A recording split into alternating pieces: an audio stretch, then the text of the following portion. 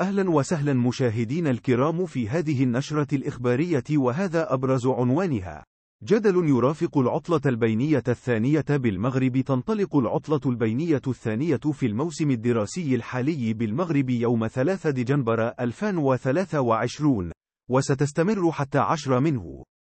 وتأتي هذه العطلة في وقت مثير للجدل، حيث تزامن توقيتها مع تصاعد موجة الإضرابات بالتعليم العمومي في الأسابيع الماضية، احتجاجا ضد النظام الأساسي الجديد. وقد تسببت هذه الإضرابات في هدر غير مسبوق للزمن المدرسي، مما أدى إلى مخاوف من تأثر التحصيل الدراسي للتلاميذ.